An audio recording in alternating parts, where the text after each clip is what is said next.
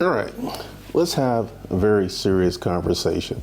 Right now, there's a multitude of videos going around on TikTok and YouTube talking about how hard it is to live, how expensive it is to live. And you see these videos and they're literally everywhere.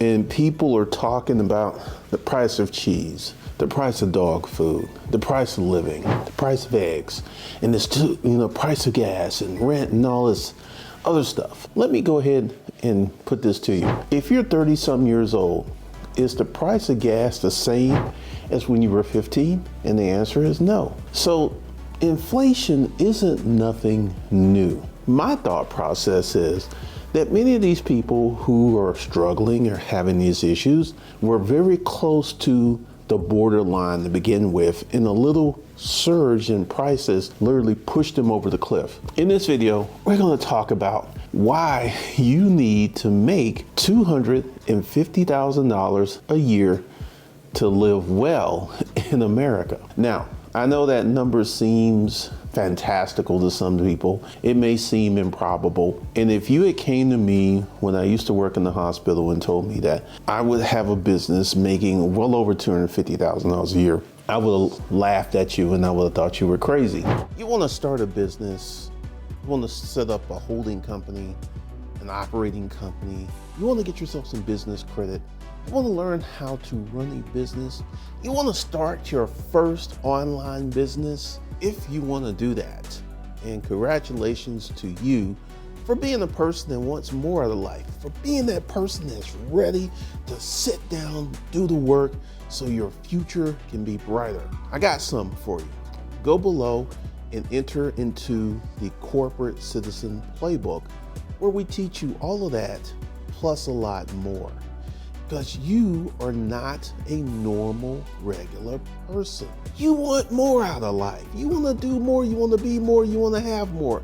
And congratulations to you. So this link is below. Go ahead and check out this video. And then go ahead and enroll in the Corporate Citizen Playbook, where I teach you some things that you cannot Google. Can't Google it. Can't Google it at all. But let me go ahead and kind of give you the breakdown, all right? First of all, you live in the United States of America, which is an expensive place to live. You know this. And there are people right now who are literally praying for a real estate crash. They're praying for many things to go bad, and it's just simply not going to happen. This is where we come in with the two classifications of living in America. Classification B, you're struggling. Maybe you're doing gig work. Maybe you're working 7 days a week just to have a good income, and you don't have any education, and you don't have a career skill that has graduation levels where you can come in at this point, work your way up to this point. You're just doing what I like to consider dead end work. This is the job that once you start it, it never changes. And as long as you keep it, it's going to continue to do the same thing. That's classification B. Classification B, rent, mortgage, food, gas, all this stuff. When the prices move, you would feel it because your income level is too low. Your income level is too low. Or you can live in America, classification A, where the price of eggs goes up, the price of gas goes up, the price of all these things go up, and you don't even notice it. Why? Because you have what I call extended disposable income. You have way more money than you need to live. Like, I know, well, my company pays for my health insurance and my company pays for my life insurance. And this is not something that I actually think about. And once again, with further high-level training, we'll get into some other things that my company pays for. But I typically eat out most days, so I never actually feel the price of inflation. I don't even notice these things. I just don't, because my income level is much broader than what I need. And this is why you need to be at $250,000 per year income. This is going to give you the money to pay your taxes. This is going to give you the money to live on. And this is going to give you disposable capital to invest. Now, once again, here at Personal Capital, we feel that you should invest in a small business. There are some people who are absolutely in love with the stock market, and there are some people who are absolutely in love with certain things. It really depends upon where you are, what you like, and what you're doing. That's really the whole key. But one of the things that I really like, and this is the fastest way for you to get that 250,000. Let's go ahead and have a very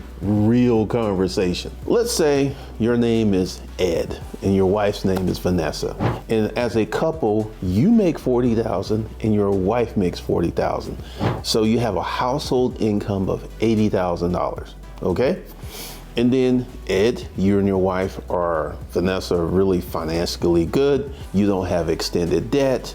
And you decide to put $1,000 a month. Actually, you decide to put $1,500 a month away, which is $18,000 a year towards investments. I don't have my little calculator, but I can tell you, Ed, before that becomes enough money for you to even think about walking away from your job, you're looking at 45 to 50 years. So investing in paper equities or investing in real estate, we'll talk about that in a minute, is not going to be enough to free you up where you can get out of working your job. But let's go ahead and talk about real estate. Do you know how many rental properties you're going to need to actually wiggle yourself out of a situation? 1, 2, 3, 4? Not enough. You're going to need 15 to 20. So if you're a person who's comfortable with massive amounts of debt, because that's what it's going to take for you to get to 15 to 20 properties, you can do it. But once again, you're going to have to be really, really comfortable. And in the current economic climate, that real estate debt and non-owner occupied real estate debt, I would say is at 8 to 9%. So it's going to be really, really hard to make your numbers work. This is something that I've been checking out. Rental prices are going down, but interest rates are going up and the price of houses are going up. It's going to be really, really a challenge for an undercapitalized person to do well in the current real estate market. Now, here's the thing. Let's take a different couple. Your name is Tony and your wife's name is Tanya. Tony and Tanya, you make $30,000 a piece, $10,000 a month less than what Ed and Vanessa make. And you are sitting at home and you come across Personal Capital and something strikes a fire into you.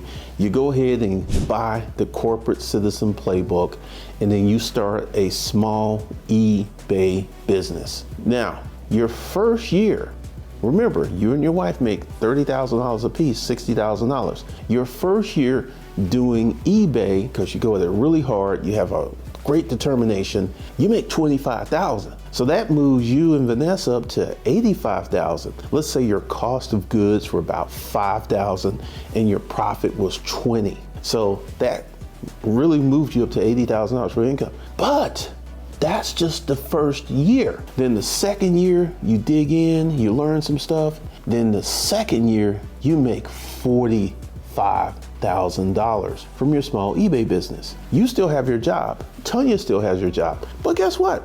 Now, because you've been in Personal Capital, you used your first year after paying your taxes, you used your first year's income to get out of debt and to establish your long-term emergency fund, your short-term emergency fund, and your family operating account. Then year 2, you spent, like I said, $10,000 to make that $45,000, so you had $35,000 profit. Now in year 2, you and Tanya, you sit down, you have a conversation, you say, I'm gonna keep my job. And Tanya says, I'm gonna keep my job. And you keep doing the eBay business part-time. Then year 3, you start cooking with gas. You hit some really good trends and you make $85,000. You make more money from your small eBay business than you and Tanya make working your full-time jobs. Now at this point, Tanya's like, she's at the point, you and Tanya don't have any children, and Tanya's like, I want to have kids. So you're at the point where one of you can quit your job quite easily. So Tanya decides to get pregnant, so y'all go ahead and get pregnant, and then you keep working the eBay business, you keep your main job. Year 4, you make $125,000 from your small eBay business. Tanya has quit her job. You have your job and you have the eBay business, and Tanya manages a lot of stuff from home since she's not working. So between taking care of the baby and managing eBay business, year 5, Tanya pushes it to 150. So year 5, you got an eBay business that's making 2.5 times what you and Tanya made working. So you keep your job and you go to year 6, and then Tanya pushes it up to $200,000 a year. So from year 1 to year 6, you have increased your disposable income. Your disposable income, the money that you can put in your pocket and spend, several times over. You're not in debt, because along the path, you made some really good financial decisions. You paid cash for your cars. You don't have any credit card debt. The only thing you have a mortgage, and then personal capital. You've picked up some velocity banking tips. And now in year 10, you have a small eBay business that does $400,000 a year. You don't have a car payment. You don't have credit card debt. You don't have a mortgage. You did all of this in 10 years, where if you and Tanya were to like invest maybe $1,000, let's see, you invest $1,000, 12,000. So you and Tanya in the same time frame would have about $120,000 in liquid paper equities versus having a paid off car, a paid off house, and a business that makes close to $500,000 a year. You see, this is why I am really all in on starting a small business to get rich, to get to that $250,000 level versus sitting around and waiting for someone else to do the work to make you cash flow positive. So this is one of the reasons. And here's the thing, during this 10-year period, they had another child, things happened, but because Tanya and Tony had their own business, they were able to weather the storm. And one day at Thanksgiving, they go to the family, Tanya, Tony, and the 2 children, and Tony's like, yeah, we just paid off our house. And the table gets quiet. Everyone's like, what do you mean you just paid off our house? He was like, well, we just paid off our house. There's this guy, Personal Capital, we invested in his course. He gave us some tips, and we have our cars paid off. We have our car. And all of a sudden, people start looking at Tony and Tanya, and Tony and Tanya go home and have a conversation, because the fact that Tony and Tanya, who were both not even 40 years old, had a paid off house, had really nice cars, and their kids, whatever, and Tanya was like, yes, dear. If the kids asked for a toy, Tanya would get it. So the kids have all these toys, the house is nice, it's beautifully decorated, and people were wondering, and then Tony and Tanya is like, well, we got a little hate there because they're doing well. So Tony and Tanya have learned the episode of being quiet about how well they're doing, because here's the thing, most people are not doing that well. And this is a lesson they learned, because next Thanksgiving, they didn't say anything. They just was there, hot, and Tony did not talk about his accomplishments with friends and family. But through his business acquaintances and the networks, he did talk about the things he was doing and how much money he was making. So this is why you want to get to $250,000 a year, so you will not be pressed by the price of inflation, which is not going anywhere. And if you want to live well in the United States of America, you want to live a certain way, you want to have a certain position in your life where you're not worried about bills, because with the house paid off, with the cars paid off, and the business that makes $400,000 a year, Tony and Tanya have tons of cash flow. They don't have a mortgage. They don't have credit card payments. They don't have a car payment. The only expenses they have go with the business, and it takes them to spending about $100K a year in buying products and services to make that $400,000. And that's their primary expense. And because Tony and Tanya came to Personal Capital, they have the business credit cards, and their personal credit remains high and good because they learned a lot here at Personal Capital. So if you want to go ahead and get on this trick like Tony and Tanya, go below and enroll in the Personal Capital. Currently, we're having a sale where you can get in, and we also have a payment plan. So be sure to check all that out below. That's all I got for you today, guys. I'll see you in the next one.